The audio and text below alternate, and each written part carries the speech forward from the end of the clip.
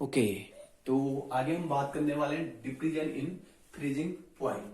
तो इसको समझने से पहले हमें समझना होगा फ्रीजिंग पॉइंट के बारे में। तो सबसे पहले हम देखते हैं कि जो आपका फ्रीजिंग पॉइंट है उसे हम कैसे डिफाइन करते हैं। पहले सिंपल वे में देखते हैं। सिंपल वे में अगर हम देखें तो आपका फ्रीजिंग पॉइंट एक ऐसा टेम्परेचर जहां पर आपका लिक्विड और सॉलिड दोनों इक्विलिब्रियम में होता है, तो उसी टेम्परेचर को हम क्या बोलते हैं, फ्रीजिंग पॉइंट। जहां पर लिक्विड एंड सॉलिड किसी सब्सटेंस के इक्विलिब्रियम में होते हैं, उसी को हम क्या बोलेंगे, फ्रीजिंग पॉइंट। मतलब आपके पास है कोई लिक्विड है, लिक्विड, और ये जो लिक्विड है this is in equilibrium with its solid, right. ये जो लिक्विड आपके पास है किसी भी फॉर्म में हो सकता है, प्योर लिक्विड हो सकता है या फिर आपका सोल्यूशन फॉर्म में लिक्विड होता है, और इसका जो ये जो लिक्विड है इस सॉलिड के साथ इक्विलिब्रियम में है किसी पर्टिकुलर टेम्परेचर पर। तो वही टेम्परेचर आपका क्या होगा, एट कांस्टेंट टेम्परेचर। यही टेम्परेचर जो आपके पास होगा जहां पर ये कंडीशन बनेगी उसी को हम क्या बोलते हैं, फ्रीजिंग पॉइंट। या फिर अब हम, क्योंकि यहां पर वेपर प्रेशर के बारे में बात कर रहे थे, तो यहां पर हमें देखना होगा कि when vapour pressure of liquid becomes equal to vapor pressure of its solid, the temperature at which हम लिख सकते हैं इसे, the temperature at which vapor pressure of liquid becomes equal to vapor pressure of its solid। मतलब आपके पास क्या है कि कोई लिक्विड है, राइट, कोई लिक्विड या सॉल्यूशन है, इसका जो भी वेपर प्रेशर है, अगर इसका वेपर प्रेशर इसका जो सॉलिड बन रहा होगा, इसके वेपर प्रेशर के बराबर हो जाता है, क्योंकि इसका वेपर प्रेशर हमें डिक्रीज करना होगा, ठीक है। तो जब आप टेम्परेचर डिक्रीज करोगे तो जो भी इसका सॉलिड बन रहा होगा, जो ऑलरेडी आपने सॉलिड देखा होगा किसी पर्टिकुलर टेम्परेचर पर, तो जो इसका वेपर प्रेशर होगा वो डिक्रीज होना चाहिए, और डिक्रीज होकर इसका वेपर प्रेशर इतना कम हो जाना चाहिए कि इस लिक्विड का जो सॉलिड फॉर्म है उसके बराबर इसका वेपर प्रेशर हो जाना चाहिए। सिंपल मीनिंग ये है कि अगर आपके पास कोई भी लिक्विड है, अगर आप उसका टेम्परेचर डिक्रीज करते जाओगे तो आपको पता है कि जो आपका लिक्विड होगा वो सॉलिड में कन्वर्ट हो जाएगा, और जब वो सॉलिड में कन्वर्ट होगा तो वहां पर वेपर प्रेशर बहुत कम होता है। तो वही बात हम यहाँ पर आपको बता रहे हैं कि अगर आप लिक्विड का वेपर प्रेशर इतना कम कर दो कि जो आपका लिक्विड है उसका जो वेपर प्रेशर है इस सॉलिड के, इसी का जो सॉलिड है उसके वेपर प्रेशर के इक्वल हो जाता है, तो उसी टेम्परेचर को, जहां पर ये वाली कंडीशन ऑब्टेन हो जाती है, उसी टेम्परेचर को हम क्या बोलेंगे, फ्रीजिंग पॉइंट, राइट। तो अब देखो, ये तो अगर आपके पास प्योर सॉल्वेंट है तब तो ठीक है, लेकिन जब आप क्या करोगे, जब आप नॉन वोलेटाइल सॉल्यूट ऐड करोगे, तो आपको पता है कि नॉन वोलेटाइल सॉल्यूट ऐड करने पर वेपर प्रेशर क्या होता है, डिक्रीज होगा, और अगर वेपर प्रेशर डिक्रीज होगा तो उस कंडीशन पर जो आपका फ्रीजिंग पॉइंट होगा सॉल्यूशन का या लिक्विड का, वो और कम हो जाएगा। सपोज करो आपके पास यहां पर लिक्विड की जगह क्या है, वाटर है, आपके पास वाटर है। अब आपको पता है कि जो नॉर्मली जो आपका वाटर होता है 1 एटमॉस्फेरिक प्रेशर अगर आपके पास है, तो इसका जो फ्रीजिंग पॉइंट होता है that is equal to 0 degree Celsius, right, that means 273 kelvin. अब अगर आप इस लिक्विड में कोई नॉन वोलेटाइल सॉल्यूट ऐड करते हो तो इसका जो फ्रीजिंग पॉइंट होगा ये और कम हो जाएगा, यानी कि 0 डिग्री से कम हो जाएगा, 0 डिग्री सेल्सियस से भी कम हो जाएगा, -1 डिग्री सेल्सियस हो सकता है, या फिर -2 डिग्री सेल्सियस हो सकता है, या फिर कुछ अलग हो सकता है। और ये डिपेंड करेगा कि वहां पर आपने कितना अमाउंट ऐड किया, या कितने पार्टिकल वहां पर थे नॉन वोलेटाइल सॉल्यूट के, या कितना अमाउंट आप ऐड कर रहे हो नॉन वोलेटाइल सॉल्यूट के। तो उस बात पर इसका फ्रीजिंग पॉइंट डिपेंड करेगा कि जो आपका सॉलिड बन रहा है उसका फ्रीजिंग पॉइंट कितना डाउन जाएगा। वो किस बात पे डिपेंड करेगा कि पार्टिकल कितने हैं, कितने पार्टिकल आपने ऐड किए। जितने ज्यादा पार्टिकल ऐड करोगे फ्रीजिंग पॉइंट उतना डाउन जाएगा, राइट। अब देखो आगे, अगर हम ग्राफिकली इसे समझे तो आप समझ सकते हो इसे कुछ। अगर हमारे पास यहां पर इस तरह से, अगर मैं यहां पर वेपर प्रेशर लिखूं और यहां पर टेम्परेचर इंडिकेट करूं, सपोज करो कि ये आपका कोई लाइन है जहां पर अगर हम सॉल्यूशन देखते हैं, सॉरी सॉल्वेंट का अगर लाइन ड्रॉ करते हैं विद टेम्परेचर तो कुछ इस तरह से आएगा, ठीक। तो दैट मीन्स ये आपका जो ग्राफ है वेपर प्रेशर ये डिक्रीज हो जा रहा है, टेम्परेचर के साथ डिक्रीज होता है वेपर प्रेशर, टेम्परेचर इस तरफ इंक्रीज हुआ, और जैसे जैसे आप टेम्परेचर डिक्रीज करोगे वेपर प्रेशर क्या होगा, डिक्रीज होगा, ठीक। एक कंडीशन ऐसी आएगी कि सपोज करो कि जो ये आपका ग्राफ है यहां तक आपका पूरा लिक्विड है, ठीक। ये वाली कंडीशन आपके पास सपोज करो कि यहां से ए से बी तक आपका क्या है, लिक्विड फॉर्म है, ठीक। अब यहां पर प्रेशर इतना कम हो गया, वेपर प्रेशर इतना कम हो गया, ये किसमें कन्वर्ट हो गया, सॉलिड में। तो ये वाला जो ग्राफ आपको दिख रहा है ये सॉलिड का है, ठीक। ये सॉलिड का वेपर प्रेशर है, राइट।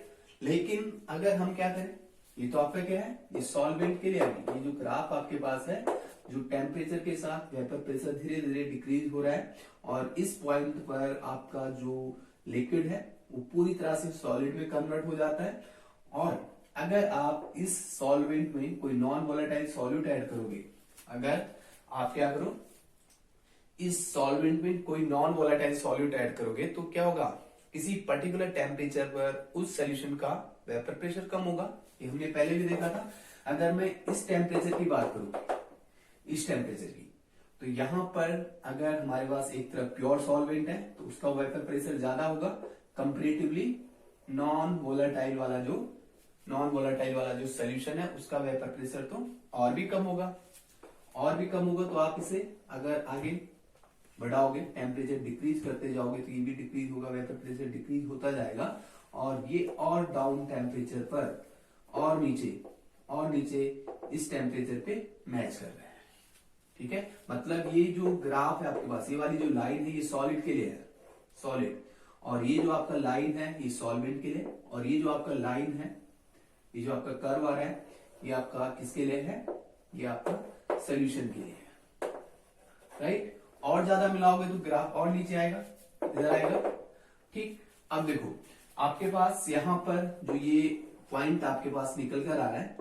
ये फ्रीजिंग पॉइंट होगा किसके लिए, प्योर सॉल्वेंट के लिए। ये वाला जो फ्रीजिंग पॉइंट आपके पास होगा जिसे हम T0F से दिखा रहे हैं, ठीक है, जिसे हम किससे दिखा रहे हैं, T0F से, जो कि freezing point of pure solvent. और ये जो आपका पॉइंट है, क्योंकि इस पॉइंट पर आपका सोल्यूशन सॉलिड के वेपर प्रेशर की इक्वल हो रहा है, तो इस टेम्परेचर को हम डिनोट कर रहे हैं TF से, केवल TF से, राइट। और इन दोनों के बीच का, क्योंकि आपने देखा कि जो टेम्परेचर है और भी कम हो गया, जो सोल्यूशन था उसका जो टेम्परेचर है, उसका जो वेपर प्रेशर है, और भी डाउन टेम्परेचर पर सॉलिड के वेपर प्रेशर के इक्वल हो रहा है। तो इसका मतलब जो आपका सोल्यूशन होगा उसका वेपर प्रेशर हमेशा सॉल्वेंट से कम होगा अगर उसमें नॉन वोलेटाइल सॉल्यूट है, और उसका जो फ्रीजिंग पॉइंट होगा वो भी हमेशा सोल्यूशन का जो फ्रीजिंग पॉइंट होगा हमेशा सॉल्वेंट से कम होगा, राइट। ये आपको दिख पा रहा होगा क्योंकि प्योर सॉल्वेंट का जो आपका फ्रीजिंग पॉइंट है हायर टेम्परेचर है और ये और कम टेम्परेचर है। तो इन दोनों के बीच का हम डिफरेंस देखें तो डिफरेंस डेल्टा टी एफ हम कैसे लिखेंगे, डेल्टा टी एफ, T0F क्योंकि हायर है, माइनस TF, मतलब T0F आपका this is the freezing point for solvent, और ये आपके पास है फ्रीजिंग पॉइंट फॉर सोल्यूशन, ठीक। अब यहां पर भी आपके पास जो डेल्टा TF होगा, यानी कि depression in freezing point, it will be directly proportional to molality, ये भी मोलैलिटी के डायरेक्टली प्रोपोर्शनल होगा।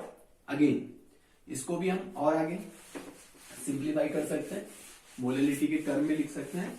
तो देखो आपके पास है डेल्टा TF इक्वल टू, हम यहाँ पर मोलैलिटी को हम किससे डिनोट करते हैं, एम से डिनोट करते हैं, तो एम लिख सकते हैं यहाँ पे, राइट। और अगर आप इसे हटा दोगे तो यहाँ पर एक कांस्टेंट आएगा जो कि आपका क्या होगा, के एफ इंटू एम, राइट। अब इसे और आगे सॉल्व करो, और जो आपका के एफ यहाँ पर है, के एफ, इसे हम बोलेंगे मोलल डिप्रीजन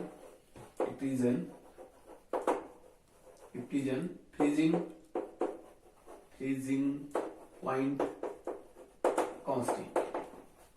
इसे हम क्या बोलेंगे, इसे हम बोलेंगे मोलल डिप्रीजन फ्रीजिंग पॉइंट कांस्टेंट, या फिर इसी का एक बहुत ही सुंदर नाम है जिसे हम बोलते हैं क्रायोस्कोपिक कांस्टेंट,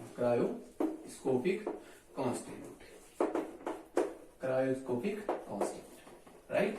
क्रायोस्कोपिक का मतलब वैसे ये होता है, क्रायोस्कोपी जो आपके पास होती है वहां पर लो टेम्परेचर के बारे में देखा जाता है कि लो टेम्परेचर पे जो मटेरियल है वो किस तरह से बिहेव करता है। तो इसी तरह से आपका जो केएफ है इसका नाम हो जाता है क्रायोस्कोपिक कांस्टेंट, राइट। तो इसे आगे देखें, केएफ। ओके, तो आपके पास यहां पर देखो, मोलैलिटी की जगह हम क्या कर सकते हैं, WP अपॉन एम बी लिख सकते हैं, into 1000 divided by capital WA, right. अब आपको जैसे कि आपने पहले भी देखा था कि जो आपके पास WB है या B जो नोटेशन हमारे पास आ रहा है, ये आपका किसके लिए है, सॉल्यूट के लिए। This is for solute. यहां पर हम क्लियर आपको बता दें कि WB the mass of solute, MB ये आपका क्या होगा, molar mass of solute, right. और अगर मैं बात करूं यहां पर WA कैपिटल W, तो ये आपके पास क्या होगा, मास ऑफ सॉल्वेंट, राइट। तो इस तरह से आपने देखा कि जो आपका फ्रीजिंग पॉइंट है, फ्रीजिंग पॉइंट का जो वैल्यू है नॉन वोलेटाइल सॉल्यूट को ऐड करने पे डिक्रीज हो जाता है, और इसी को हम क्या बोलते हैं, डिप्रीजन इन फ्रीजिंग पॉइंट।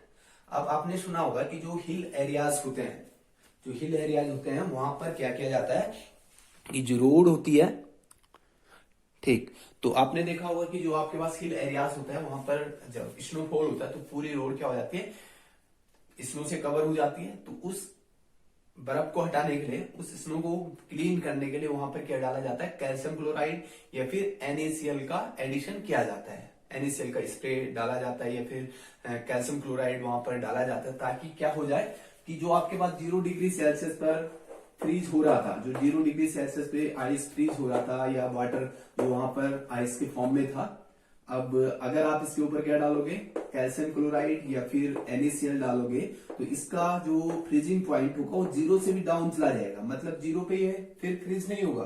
फिर इसको फ्रीज होने के लिए, वाटर को फ्रीज होने के लिए और कम टेम्परेचर चाहिए होगा, यानी कि सपोज करो कि 1 डिग्री सेल्सियस या फिर -2 डिग्री सेल्सियस, तो इस तरह के टेम्परेचर की इसे रिक्वायरमेंट होगी। तो आपको हमेशा ध्यान रखना है। मैं यहाँ पर आपको एक छोटा सा क्वेश्चन बताता हूं और उसकी हेल्प से आप समझ पाओगे। तो देखो, अगर आपसे बोला जाता है कहीं पर भी, for which of the following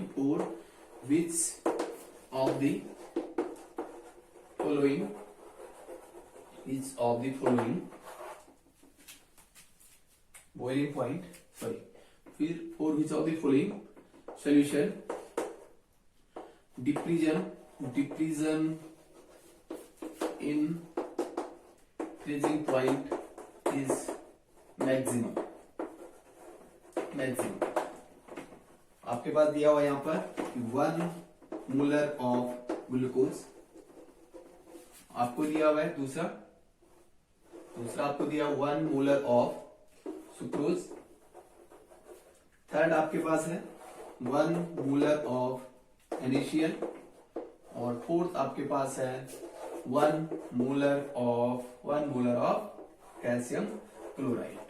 ठीक, आपसे बोला जाता है कि जो चारों कंपाउंड हैं इनमें से अगर आप वाटर में ऐड कर रहे हो तो कहां पर मैक्सिमम डिप्रीजन होगा, मतलब फ्रीजिंग पॉइंट किस कंडीशन में, किस सॉल्यूशन में सबसे डाउन जाएगा। 0 डिग्री से और माइनस में सबसे ज्यादा माइनस में किस में जाएगा, तो आपको क्या देखना होगा, क्योंकि 1 मोलर तो हर जगह है, 1 मोलर हर जगह है। अब देखो ग्लूकोज को अगर आप वाटर में डालोगे तो इसका डिसोसिएशन या एसोसिएशन नहीं होता है, पार्टिकल उतने ही बने रहेंगे। यहां पर सुक्रोज का भी एसोसिएशन या डिसोसिएशन नहीं होता है, पार्टिकल सेम बन रहेंगे। लेकिन NaCl को अगर आप वाटर में डालोगे, अगर आप 1 मोलर डालो तो वाटर में डालने पे आपके पास 1 मोल Na पॉजिटिव का बनेगा और 1 मोल आपका Cl नेगेटिव का बनेगा। सिमिलर वे अगर आप 1 मोल कैल्शियम क्लोराइड ऐड कर रहे हो 1 मोल, तो आपके पास क्या होगा, कैल्शियम प्लस बनेगा, Cl नेगेटिव बनेगा और Cl नेगेटिव कितने 2, तो दैट मीन्स आपके पास 1 मोल तो इसका बन गया और 2 मोल आपके पास 2 मोल किसके बन गए, क्लोराइड के बन गए। तो टोटल आपके पास कितना हो गया, 3 मोल बन रहे हैं यहाँ पे, 3 मोल में पार्टिकल ज्यादा होंगे कंपेरेटिवली अगर मैं इसकी बात करूं, क्योंकि यहाँ पर 2 मोल्स हैं, क्योंकि कॉलिगेटिव प्रॉपर्टीज है, जो भी आपका ये फ्रीजिंग पॉइंट है ये आपका कॉलिगेटिव प्रॉपर्टी है, तो नंबर ऑफ पार्टिकल पे आपको ध्यान देना होगा। ठीक, तो यहाँ पर 2 मोल है, यहाँ पर कितने मोल, 2 मोल, यहाँ पर कितने मोल हो गए वाटर में, 3 मोल, और यहाँ पर तो 1 मोल ही रहेगा, क्योंकि यहाँ पर सोल्यूशन जब बनाओगे तो इनका ना एसोसिएशन ना डिसोसिएशन। सबसे ज्यादा मोल किसमें हो गए, कैल्शियम क्लोराइड में, यानी कि सबसे ज्यादा पार्टिकल किसमें होंगे, कैल्शियम क्लोराइड में। सबसे ज्यादा वेपर प्रेशर कौन डिक्रीज करेगा, कैल्शियम क्लोराइड करेगा, और इसका मतलब ये हुआ कि सबसे माइनस में फ्रीजिंग पॉइंट कब जाएगा, जब आप कैल्शियम क्लोराइड ऐड करोगे। तो राइट आंसर आपके पास 1 मोलर ऑफ